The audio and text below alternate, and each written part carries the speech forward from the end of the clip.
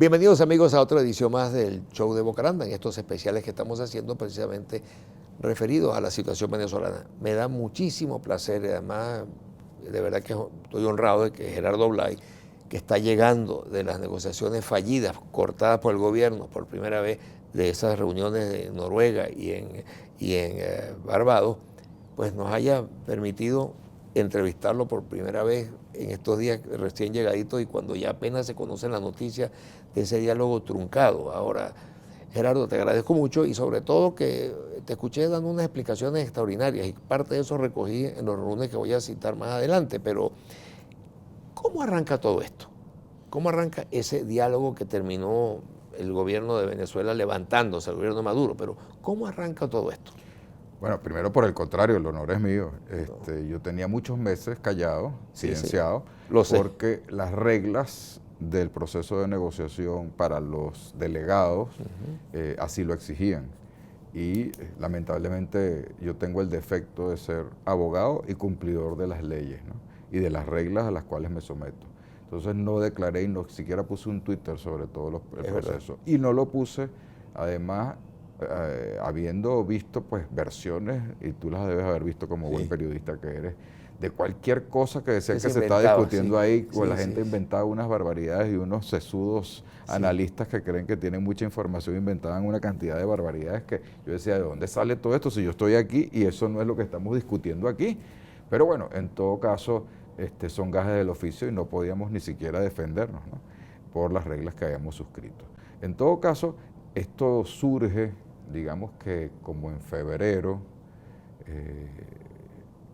por allí en febrero empezaron a venir los noruegos. Ya habían venido antes, pero se habían reunido con muchísima gente durante el año pasado, con universitarios, con empresarios, etcétera, un poco analizando lo que estaba pasando en el país.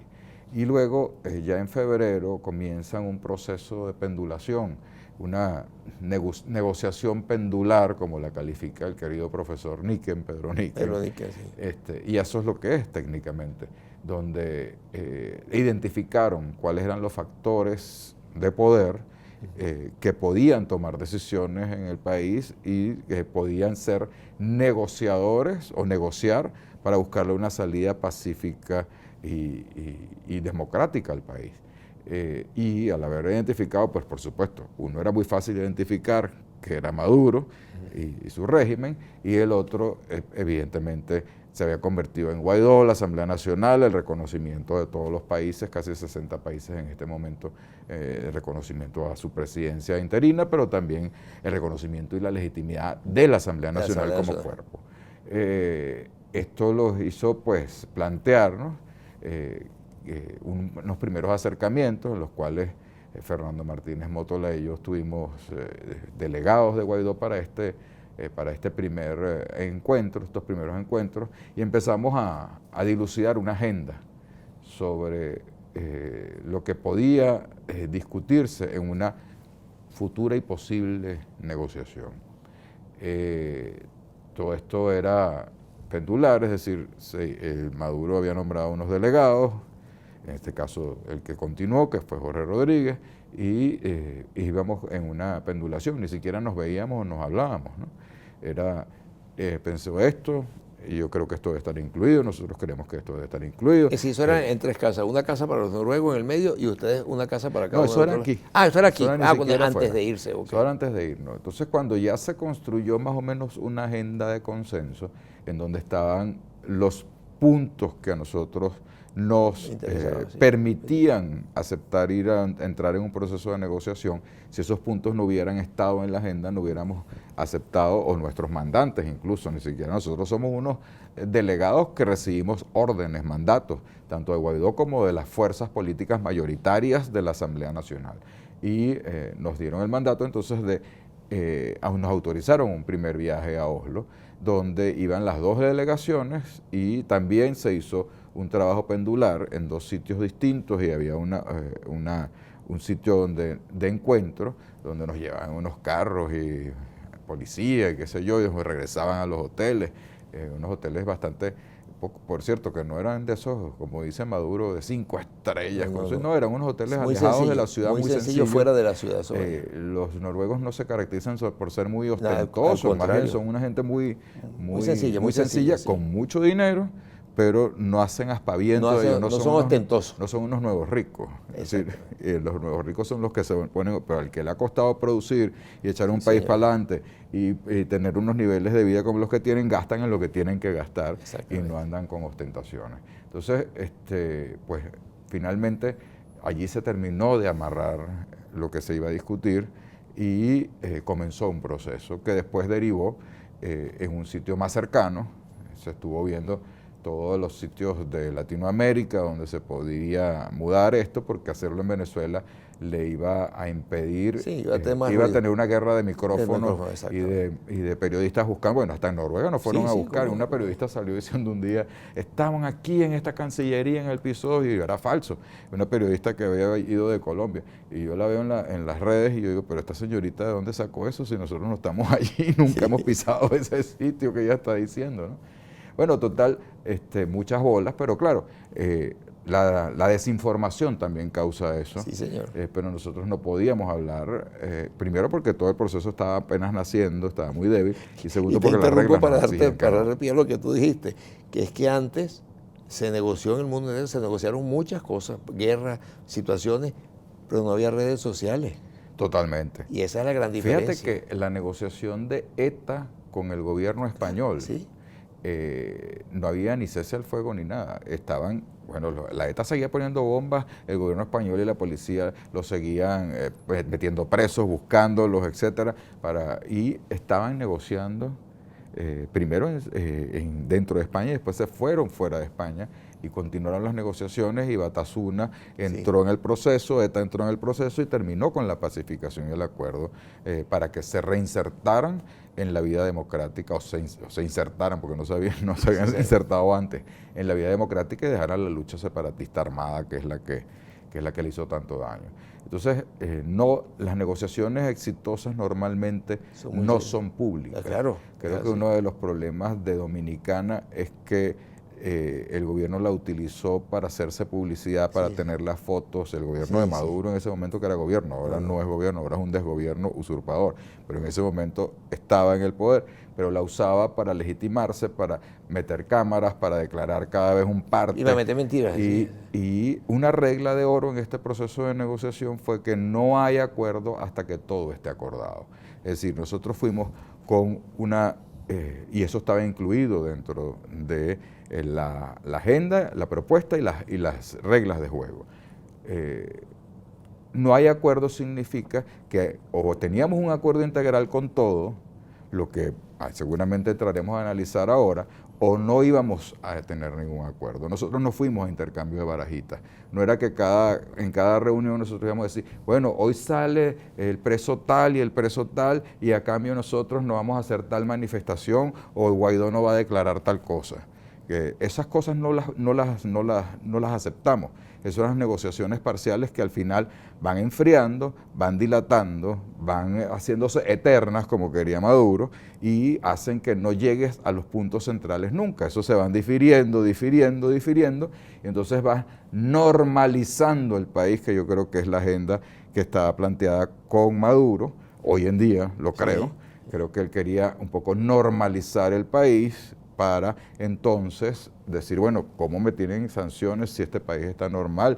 Hay democracia, todos están libres, no hay presos, etcétera. Entonces, eso no lo podíamos permitir. Esa ficción de normalización no la podíamos permitir. Y nosotros teníamos que buscar los puntos centrales para los cuales fuimos allí y en los cuales estaban incluidos en la agenda. Entonces, creo que el proceso no es sencillo, no ha sido sencillo, es un proceso complejo, complicado, son demasiadas aristas, es gente que tiene 20 años, 21 años en el poder, ejerciéndolo sin control, sin frenos, es una gente que no está acostumbrada a la alternabilidad, que cuando pierde arrebata, como dice los mexicanos, es decir, pierdo la Asamblea Nacional y uso todo el poder que tengo para anularla, para crearle un parlamento paralelo llamado constituyente. Eso es lo que está en Venezuela. Gente que no se acostumbró a ser demócrata, a que un día puedes estar en el poder y al día siguiente puedes perder una elección y puedes estar fuera del poder y tienes que jugar a oposición y ganarte otra vez al pueblo para poder regresar al poder, y que el pueblo al final es el que decide. Aquí se ha violado, por ejemplo, la soberanía popular 2 veces en el periodo de Maduro, claramente. Uno, cuando se respetó a la Asamblea Nacional y el voto soberano de los venezolanos. Y se creó la constituyente y se le anuló sus funciones. Y el segundo, cuando no se consultó al pueblo si quería o no quería una constituyente.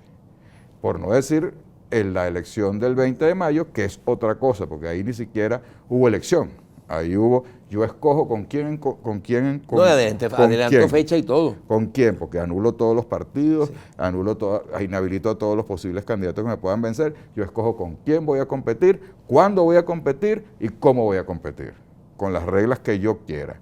Incluso las poquitas concesiones que se le hizo al entonces candidato Falcón, se las incumplió y terminó demandando la nulidad del proceso. Bueno, y como salió si no Falcón, supiéramos todos que Falcón eso iba a ser así. después. Anoche se vengó. Pero tengo que rescatar de Dominicana que no hubiéramos tenido 20 de mayo si no hubiese habido Dominicana y si no se hubiese levantado la oposición y no hubiera si la oposición hubiera firmado aquello, esas elecciones hubieran valido. Pero como la oposición no firmó lo que quería el gobierno de Maduro que firmaran, entonces, y se levantó y le ha costado exilio a Julio y a muchos de los negociadores y persecución, entonces el 20 no fue reconocido por el mundo entero, y las consecuencias de eso las está pagando el gobierno hoy en día. Su no reconocimiento, el reconocimiento de la Asamblea Nacional, el reconocimiento de Juan Guaidó, y parece que quieren repetir. Bueno, pero eso el error. Ciertamente que ese momento fue clave y quedó en evidencia que no querían tampoco negociar, sino era toda una trampa y una triquiñuela, le llevaron fotógrafos y hacían de todo ahí. Así que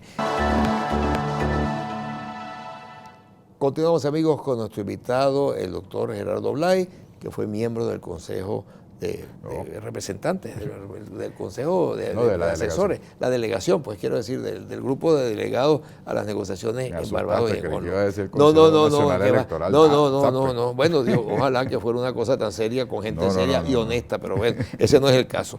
Pero vamos a tratar de explicar un poco los puntos centrales de las negociaciones, de las discusiones, de las conversaciones, tanto por parte de la oposición, como lo anunció Guaidó, como por parte de ellos, porque yo venía insistiendo en algunos escritos que nunca tuve una fuente buena, pero que más o menos apuntaban a que el gobierno lo que temía más eran los representantes, y el gobierno eran las sanciones, era lo que más le temían. Pero ¿cuál es la realidad? Yo quiero empezar respondiéndote por los planteamientos que hizo público el presidente Guaidó a través de un comunicado y a través de notas de prensa, una vez que Maduro se paró del proceso de negociación hace 6 semanas. No se había parado precisamente el gobierno de Maduro nunca. El gobierno nunca, de la parte del ni Chávez tampoco se había parado en ningún proceso de negociación. Es más, anunciaban y nos lo decían en la mesa: nosotros de aquí no nos vamos a parar nunca si ustedes nos separan, así pase lo que pase, aquí nos vamos a mantener, y se lo decían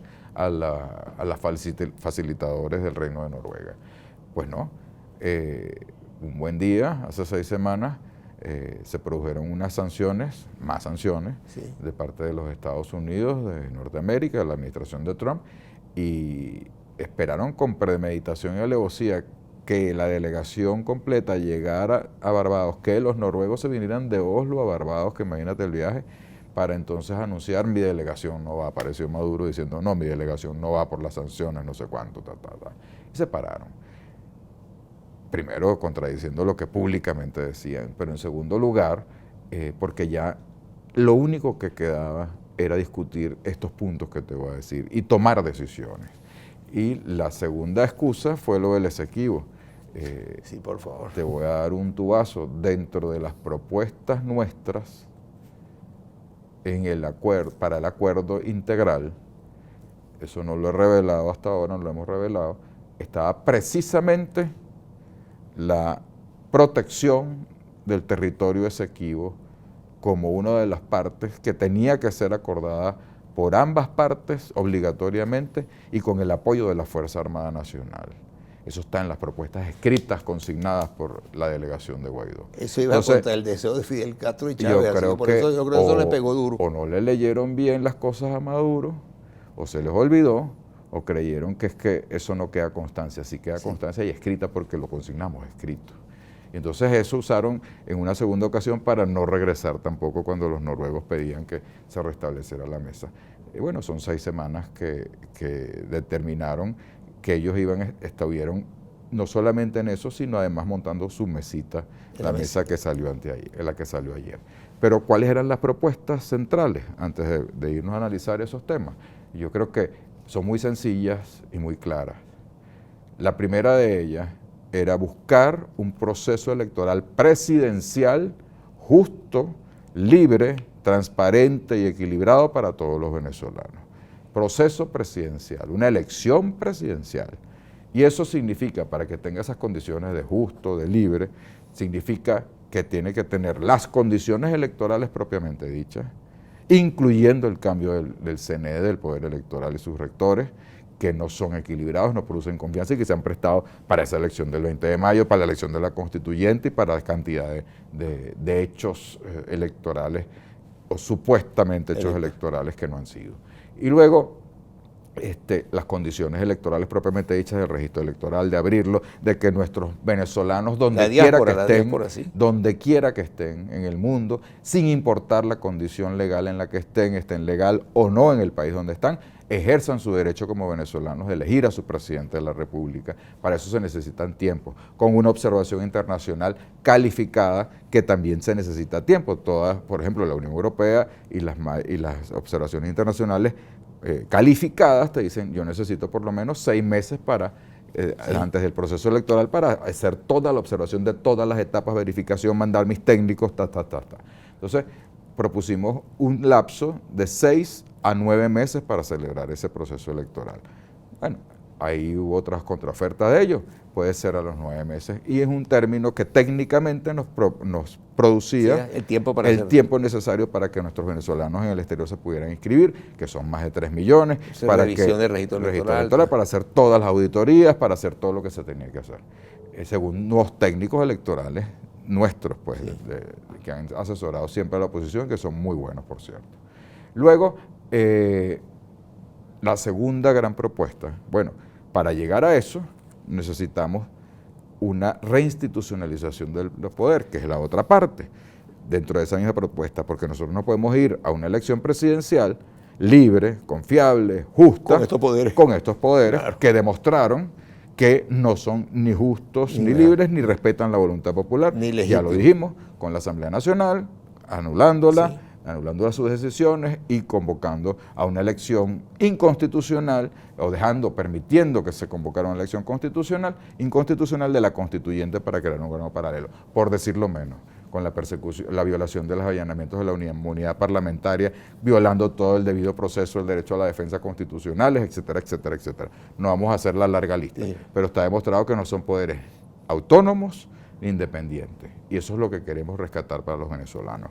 Tener un país con poderes autónomos e independientes. Que si usted lo mete preso una policía y usted no estaba haciendo nada, y usted no es un delincuente, usted tiene un tribunal donde ir, que lo saque y que además sancione a quien tenga que hacerlo. Esa es la primera propuesta. La segunda tiene que ver con cómo llegamos allá. No podemos llegar allá con Maduro en el poder. Entonces teníamos que ceder en algo. Consultado Guaidó y consultado los partidos de la coalición partidista que lo apoya, mayoritaria en la Asamblea Nacional, nos autorizaron a ofrecer, bueno, entonces salen los dos, pero salen los dos cuando se convoca el proceso electoral, no en la campaña que puede ser un mes, 2 meses, no. Si se convoca 8 meses antes del proceso electoral salen los dos. Los dos entregan sus cargos y ponemos a la orden, que fue la propuesta más, si se quiere, más atrevida, una junta de gobierno no, sino un consejo de Estado, un consejo de Estado, pues, que es un consejo de gobierno que sea equilibrado, donde participe incluso la Fuerza Armada y que ese Consejo de Estado ejerza las funciones de ejecutivo hasta la celebración de la elección, para que luego de proclamado ese nuevo presidente asuma la presidencia de la República para terminar este periodo constitucional. que Maduro ha usurpado durante este tiempo. Bueno, esa propuesta la hicimos y por escrito. Y luego, no más allá de eso, pues también estábamos pidiendo, ellos plantearon como gran tema que para ellos era fundamental para ir a esa elección justa, a esa elección libre. Estamos hablando siempre de la presidencial. Ahí no se habló de parlamentarias. Sí. No está en agenda las parlamentarias. Para poder ir a eso, ellos no podían ir a un proceso electoral presidencial con las sanciones como están dictadas. Por lo tanto, ellos lucharon mucho, tanto para la construcción de la agenda como durante las discusiones en las mesas, las sanciones, y hay que quitar las sanciones, porque nosotros no podemos, eso no es justo que nosotros estemos sancionados, porque no podemos hacer políticas públicas para poder llegar al proceso electoral. Vamos en minusvalía. Eso suena más o menos razonable hacia el rompe, pero no suena razonable cuando tú has gobernado 21 años. 21 años, sí. Y las sanciones fuertes empezaron este año. Este año, sí, exacto. Y ellos han destrozado la economía, la industria, la agricultura, todo. Los servicios públicos, la producción agroalimentaria, todo lo destrozaron. Y hasta la empresa privada, que la ahorcaron, y lo que queda en industria son muy poquitos, lo destrozaron en esa gestión, en esas gestiones, la de Chávez y la de Maduro, habiendo recibido la mayor cantidad de dólares que jamás pensó Venezuela recibir. En toda su historia. Reúnes todo. En toda la historia republicana. Bueno, nunca. Todos los gobiernos anteriores, nunca llegaron a tener. Desde Bolívar para acá, no recibieron tanta plata como recibió Chávez y Maduro en esos dos periodos. Entonces, no es culpa de las gestiones que ellos estén. De las sanciones. De las sanciones que ellos estén. Que nosotros los venezolanos estemos así y que ellos sean tan sinvergüenzas, tan corruptos la mayoría de ellos y tan ineficientes en el manejo de los recursos públicos, además con un populismo barato, que no puedo comprar la comida, que es mentira, bolsas, que las sanciones no están ni alimentos ni medicina. Pero en todo caso, nos pusimos a estudiar todo el régimen de sanciones y este que está aquí, Gerardo Blaya, no comprometo ni a Guaidó. Bueno, y la posición, le dimos, las sanciones son de un tercero, no son ni de Guaidó, ni de la Asamblea, ni nosotros, menos que somos los delegados. De unos terceros, además, porque hay sanciones sectoriales o generales que las puso la administración de Trump. Pero también hay sanciones, y personales también las puso la administración de Trump, pero hay sanciones canadienses personales y hay sanciones europeas personales. Y no sé si vendrán o no vendrán otras sanciones. Pero en este caso, al momento que estábamos discutiendo, también se les dijo que alegar que las sanciones están atadas a la soberanía nacional es una falsedad. Me explico. Quien está ejerciendo soberanía nacional, en este caso, es el que impone su sanción en su país. Y le está diciendo a su sistema financiero, yo no quiero que me abran aquí cuentas gente que ha usado el sistema financiero de mi país, en Estados Unidos, por ejemplo, robar o para lavar. Para lavar dinero proveniente de la corrupción o del narcotráfico o de lo que fuera, y que le ha robado el dinero a su pueblo. Por lo menos mi sistema financiero no lo va a usar. Eso es lo que está diciendo. ¿Quién está ejerciendo soberanía ahí? Es los Estados Unidos. Sobre Estados Unidos. O es Europa, que dice, yo no quiero que quienes hayan robado en Venezuela, fulano y este sultano mengano, metan sus reales en el sistema financiero. Qué mala suerte que quien pone la sanción es el país que tiene el sistema financiero más poderoso del mundo. Sí, señor. Pero yo les decía, bueno, si ustedes quieren poner unas sanciones a los Estados Unidos, ahí sí hay soberanía nacional para hacerlo, háganlo y digan, no, aquí no pueden abrir la cuenta de ninguna empresa americana, ni los gringos y tal. Pero eso no tiene efecto. No tiene efecto. Reciprocidad. Pues. No tiene efecto porque nadie quiere ni abrir una cuenta aquí por culpa del desastre que ustedes hicieron. Entonces, el problema no es las sanciones, son ustedes. Y ustedes son los que causaron todo lo que estamos viviendo los venezolanos. Entonces, de todos modos, nos metimos un puñal de sanciones. Y hemos visto otros casos como Sudán, donde si hay un buen acuerdo, si el acuerdo lleva a un proceso electoral limpio, respetando además como nosotros propusimos, porque los gringos dicen, no voy a levantar las sanciones si Maduro está en el poder. Bueno, propusimos una fórmula, vámonos los dos, sacrificando a Guaidó, que está reconocido por casi 60 países en el mundo. Y Guaidó me dice, yo me sacrifico, yo también me bajo, pues. Vámonos los dos. y entonces vemos cómo podemos hacer con esas sanciones si hay reinstitucionalización del país, equilibrio de poderes y un CNE limpio y unas elecciones justas presidenciales convocadas. Bueno, podemos ir a hablar con los que han puesto sanciones, pero ellos en este momento de decidir se levantaron de la mesa. Bueno, tenemos todavía un segmento más con el doctor Gerardo Blay, representante de Juan Guaidó en esa mesa de negociaciones de las que el gobierno de Maduro se paró intempestivamente. Así que ya volvemos.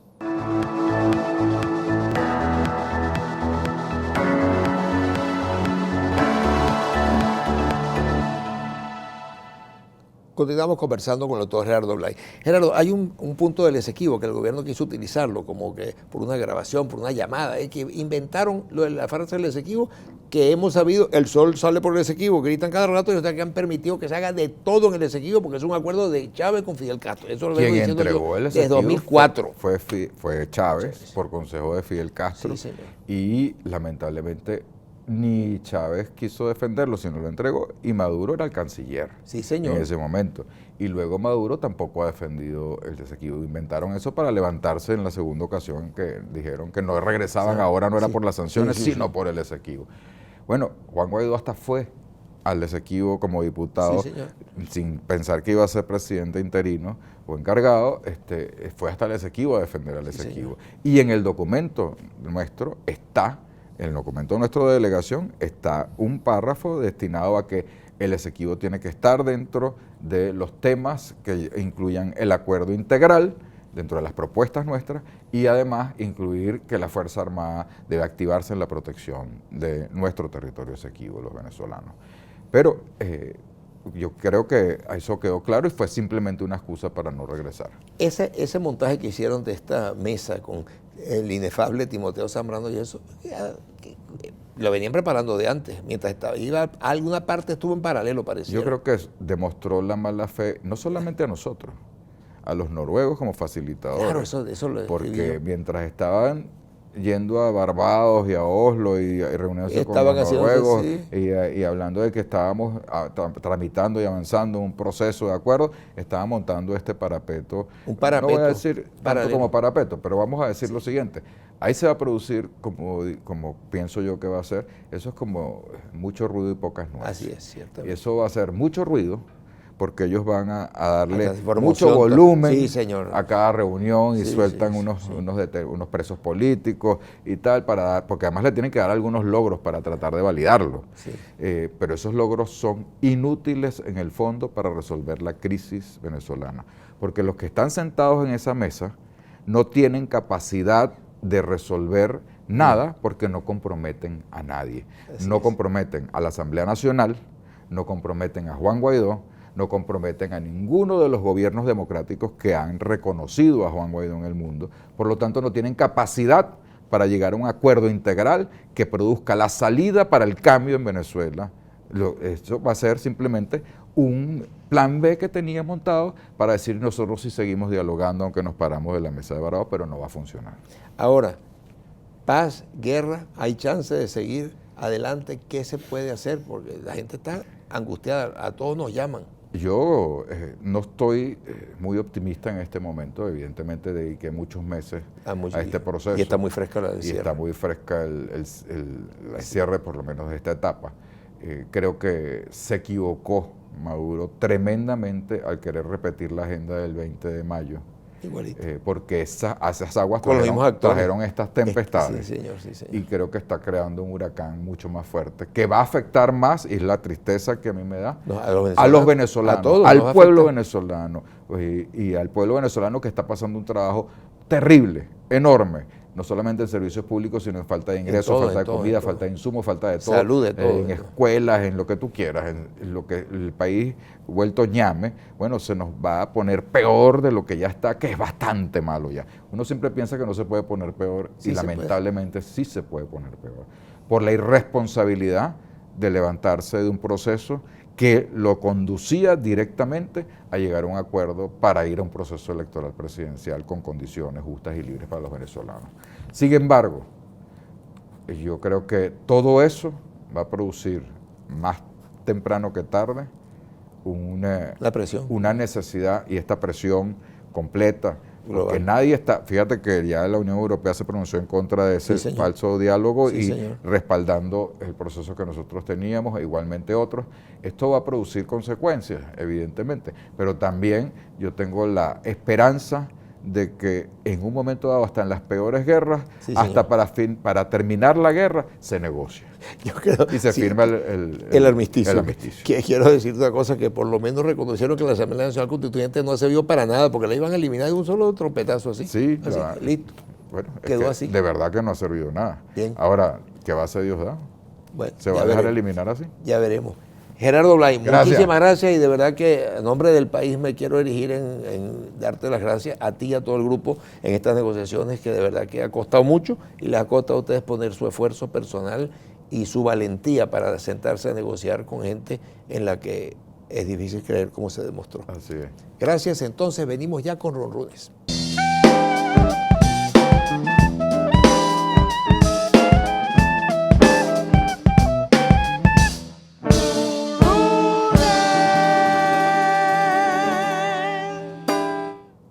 Comenzamos los lunes con no va a la ONU. Por 7º año consecutivo le toca a Maduro deshojar la margarita, coloquialmente se dice, sobre si va o no va a la Asamblea General de la ONU. Ha pasado otras veces, siempre tendrá un motivo para no asistir. El resto de los 192 países convocados lo hacen al revés, pues sí tienen motivos para hacer presencia en el más importante foro anual de la diplomacia global. Hay temores, desconciertos, interrogantes sin contestar. Bochorno con la permanente mentira sobre resultados, y esta vez algo más contundente, como fue el informe de Bachelet, que será actualizado, y además el retiro de las negociaciones con la oposición de verdad. Sin embargo, el doble discurso sigue presente al más alto nivel. Los amigos en el Consejo de Seguridad se han movido esas fichas de Maduro para tratar de conseguir una entrevista con el presidente Donald Trump. Algo parecido sucedió hace 2 años, cuando ese encuentro se cayó, porque Maduro lo anunció sin haber sido confirmado por Trump. Ese año tenía, entre otros temas, el caso de los sobrinos presos en Nueva York. ¿Recuerdan aquel viaje imprevisto a Nueva York para solo saludar a otros colegas presidentes y caminar libremente y hasta trotando por la Quinta Avenida y el Bronx? Todo venía siendo trabajado hasta que saltó la liebre con el tema Bolton. Y los 12 millones de firmas contra Trump a entregar copias a cada uno de los 192 miembros de Naciones Unidas. Por otro lado, señalan fuentes rojistas que es un riesgo para el presidente salir a territorio enemigo. Aluden que al imperio no le importaría detenerlo o hacerle pasar un mal rato. Todo eso parece haber influido para anunciarnos que no viajará a Nueva York y que en su lugar iría Delcy Eloína Rodríguez Gómez, su flamante y aguerrida vicepresidenta. En medio de esta crisis humanitaria, conocida y comentada en todo el mundo y avalada por la alta comisionada de los derechos humanos, Michelle Bachelet, es un riesgo para su imagen. Un bochorno adicional es la actualización y respuesta de ella a las ofensas de Maduro y sus aláteres. No, hasta llegaron a decir que firmó el documento que se lo hizo el Departamento de Estado. Es decir, cada día se hunden más ante el mundo y por eso aumenta la represión en el país. Ahora, este lo titularía "Qué pena con el rey Harald VI".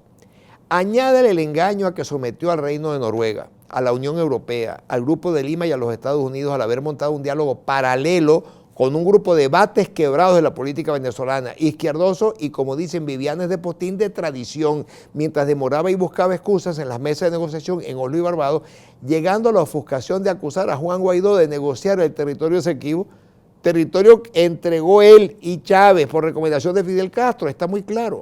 Hoy sabemos que el principal pedido rojo en las mesas era el que le quitaran las sanciones personales. No importaban tanto las sanciones al país o a PDVSA, mientras los representantes de Juan Guaidó operaban de buena fe y presentaban sus propuestas resumidas en la salida de Maduro y la separación de Juan de la presidencia encargada, la conformación de un consejo de gobierno plural para dar entrada a la ayuda humanitaria y convocar elecciones presidenciales libres. El gobierno llegaba con galimatías y enredos bien montados por sus delegados. No era un intercambio de barajitas, como claramente nos dijo Gerardo Blay, ahora que puede hablar. Nunca estuvo en agenda nuevas elecciones de la Asamblea Nacional, cuya vigencia es hasta el mes de enero de 2021.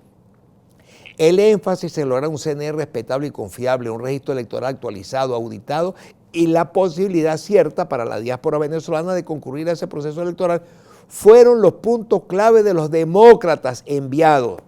el tiempo necesario para su inscripción en el REP, resumiendo, separación de Maduro del cargo usurpado y de Guaidó de la presidencia de la Asamblea Nacional, que el gobierno de transición lo asumiera un consejo de gobierno con participación de todos y con la inclusión de las Fuerzas Armadas según el artículo 333 de la Constitución, basados en el espíritu de los acuerdos del año 1958, tras el derrocamiento de la dictadura del general Marcos Pérez Jiménez, convocar elecciones libres en 9 meses con observación internacional y nuevos poderes públicos conformados como ordena la Constitución. Las causas del abandono de la negociación obedecen, según concuerdan los demócratas, es que ni Maduro ni sus compinches están dispuestos a ceder el poder. Por ello se iniciará una nueva etapa de presión, todos juntos, pueblo, Fuerza Armada, comunidad internacional. Como en algunas de nuestras columnas reiteramos varias veces, el tema de las sanciones personales y el disfrute de los dineros mal habidos en estos 20 años de goce de las arcas del tesoro, donde lo han confundido con su bolsillo, donde una élite roja se ha hecho millonaria, pesaban demasiado en sus apetencias personales. Nunca hubo preocupación similar por sanciones financieras o petroleras. Querían desde la primera reunión en Oslo que la oposición levantara esas sanciones como si tuvieran ese poder.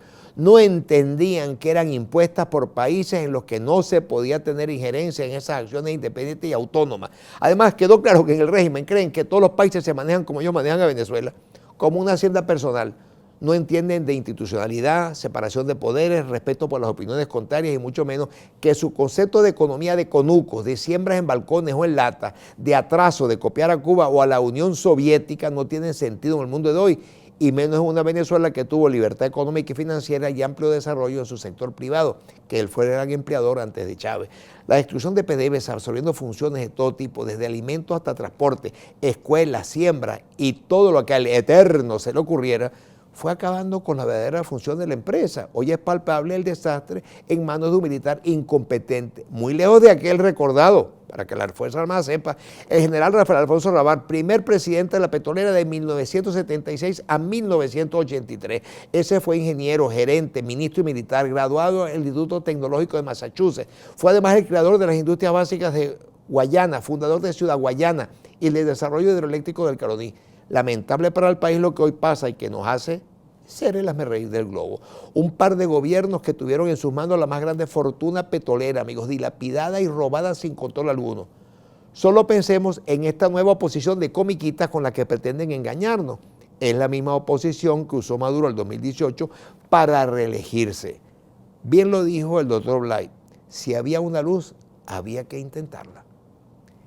Voy con otra, desde España. El jefe del DGCIN, y son parte de las declaraciones que ha dado a las autoridades judiciales y algunos medios en España, que es el general Carvajal, ha dicho, entre otras cosas, que España lo dejó en libertad, tras acordar a las autoridades judiciales españolas que no procedería su extradición a los Estados Unidos. Él señaló que hasta el año 2008, la DIM, que fue la Dirección de Inteligencia Militar, no colaboró con la inteligencia cubana y no permitió a las autoridades cubanas acceder a la base de datos del DIM. Luego, el 26 de marzo de 2008, el ministro de Defensa de Venezuela, que era Gustavo Rangel Briceño, firmó un acuerdo confidencial con el Ministerio de las Fuerzas Armadas de Cuba para que a partir de esa fecha Cuba se encargara de la formación de los jefes del DIM. Según el acuerdo, oficiales del DIM fueron enviados a La Habana por un periodo de 3 meses para hacer cursos de espionaje. Es cierto que oficiales de la DIM realizaron cursos de formación de contrainteligencia en Cuba. De la misma manera, dice él, que envié personal a capacitarse técnicamente en Alemania, por ejemplo. Fueron cursos de formación puntuales, dice en su declaración en España, de carácter técnico y nunca ideológico. Es absolutamente falso, decía, que Cuba se haya encargado de la formación de los jefes de la DIM durante mi gestión, dijo él. Permítame aclararle que hay una gran diferencia entre realizar cursos de formación en un país y entregarle cualquier tipo de acceso a personal de ese país a información clasificada, más aún cederles algún tipo de autoridad dentro de un organismo de inteligencia venezolano. Esto último sería, dice Carvajal, entregar la soberanía nacional, y le aseguro que este soldado, que conoce muy bien sus deberes, jamás permitiría algo así. Esto integra parte del expediente recopilado por sus abogados para evitar la extradición a Estados Unidos, donde él mismo dice, y los abogados, que fue una cuestión política, que lo señalaron de estar ligado al narcotráfico. El primer envío de información privilegiada fue en aquella parada obligada en Aruba. Voy con esta, amigos, que hay un nuevo ministerio. Pues sí, podría llamarse Ministerio del Poder Popular para la Oposición, colaboracionista, MPPOC, quien tiene todos los méritos para ser el titular de la cartera es el exdiputado Timoteo Zambrano, cuyas andanzas en aquellas reuniones de un diálogo en la sede del Hipódromo de la Rinconada, o las más mediáticas de un fallido diálogo en República Dominicana, o en el apoyo que junto con Henry Falcón, Eduardo Fernández y Claudio Fermín dio a las ilegítimas elecciones de Maduro el 20 de mayo de 2018, le merecerían la titularidad de ese ministerio. Se nos olvida que tras esa irrita elección de Nicolás fue Falcón quien cantó fraude. Ayer Nicolás le pagó con la misma moneda. Apenas firmaron el acuerdo de apoyo a su gobierno. Dijo, Henry Falcón dejó el Estado Lara por el piso, es un incapaz y da vergüenza. Toma tu tomate, dice otro refrán. Pues los planes urdidos con Maduro, los hermanos Rodríguez Gómez, le dan la garantía de ser el héroe de una nueva arremetida contra los principios de la Constitución de 1999. La ética política, el sistema democrático, la institucionalidad y todas las posibilidades de salir en paz del más nefasto, más criminal y más corrupto gobierno de nuestra historia. No hay que presentar hechos ni documentos. El globo terráqueo los conoce muy bien. Urdiendo con sigilo fueron montando la comedia en la que tratan de arrebatarle con los actos inconstitucionales firmados por los ilegítimos magistrados del Tribunal Supremo de Justicia la mayoría de la legítima Asamblea Nacional a los diputados demócratas que la ganaron en diciembre de 2015, cercenando y diezmando a la mayoría democrática con sanciones, prisión y exilio para evitar la mayoría absoluta cualificada. Ahora quieren agregar a los diputados del PSUV electos en esa fecha y que la abandonaron para irse a la irrita ilegítima Asamblea Constituyente. Hoy con ello demuestran lo que siempre se ha dicho y negaba. Esa constituyente es ilegítima, es una farsa, no ha hecho nada de lo que está establecido para sus funciones y solo era un parapeto para darle poder primero a Maduro, luego a Delcy en su momento y ahora a Diosdado Cabello, que hoy queda sin esa tribuna por ahora. Tras el anuncio de ayer del montaje de esa mesa paralela, entendemos las alertas desplegadas por Cabello de que viene por ahí un anuncio que lo dejará haciendo cuicuí. Primero regaron que sería que quien preside la Asamblea Nacional Constituyente sea vicepresidente o ministro de la Defensa, elementos de distracción como acostumbran para ganar tiempo y seguir engañando al país. Dentro de lo malo surge algo importante. Ahora sí es verdad que por fin se dieron cuenta en todo el globo. No hay ninguna credibilidad ni para Nicolás ni para ninguno de sus colaboradores. Fueron muy torpes al creer que los gobiernos que dieron su apoyo al diálogo eran ingenuos o bobos. Lamentablemente que se apueste a la violencia y a la sangre, como ayer con los disparos y represión a los maestros, que en paz pedían mejoras. Dios nos ayude a que por fin les caiga la locha, amigos, porque lo que queremos es salir de ellos en paz y por la vía democrática. Será hasta otro próximo show de Bucaramanga. Muchas gracias por su sintonía.